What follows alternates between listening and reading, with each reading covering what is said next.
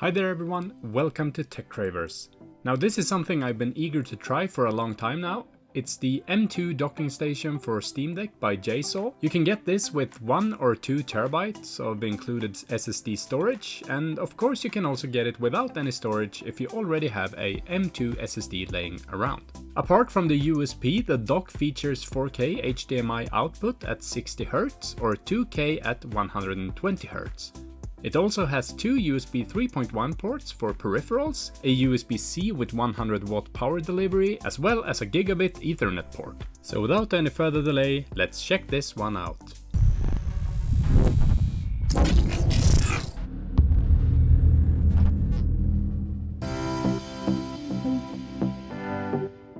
First off, a quick disclaimer, this is the 1 terabyte version and it was sent to me for free for the purpose of this review. I will of course leave a link to Jsaux in the description, but I wasn't paid in any way to test this. And I also want to mention that I can't be held responsible for any damage that could occur to your Steam Deck while tinkering with it.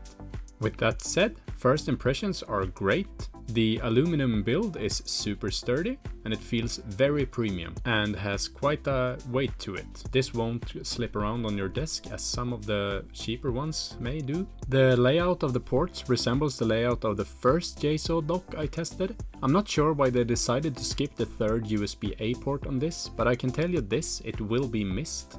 To access the M2 slot, you simply grab onto the side here, and as you can see, it's a 1 terabyte SSD from Lexar included here, which has a 2280 form factor. By the way, the dock supports 2230, 2242 and 2260 form factors as well.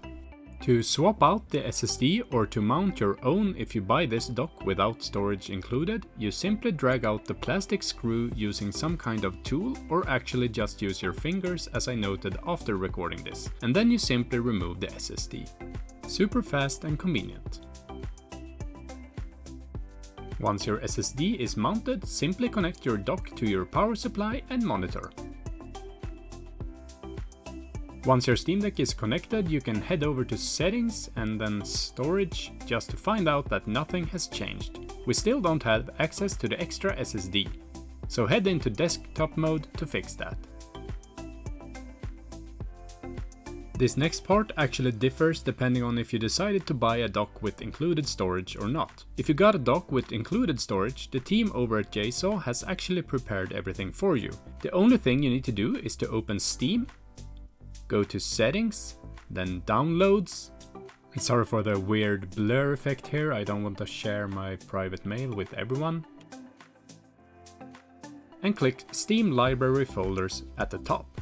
Here you can see that you have the internal drive of your Steam Deck, the micro SD card and a plus at the right side. If you click the plus, you can add a new Steam library folder, and in this case we're gonna choose our external drive.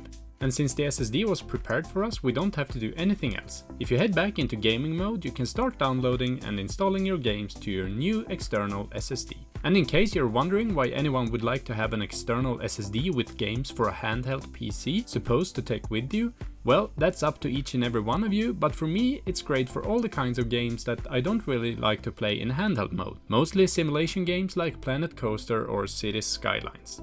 And that's been it for this unboxing, brief test and setup of the new Jsaux SSD docking station. If you decide to get this dock without the SSD, there are a few other things you need to do to get it going. You need to format the SSD you have to ext4 using KDE Partition Manager on your Steam Deck, and once you have done that, you also need to download and run a command script that Jsaux is providing to give your SSD permission to read and write, as well as auto mount every time you restart your Steam Deck. Let me know if you would like a video on that as well. If this video was interesting or even helped you out, please let me know by giving it a like, and why don't you subscribe to my channel if you want more content like this. Catch you in the next one, thanks for watching.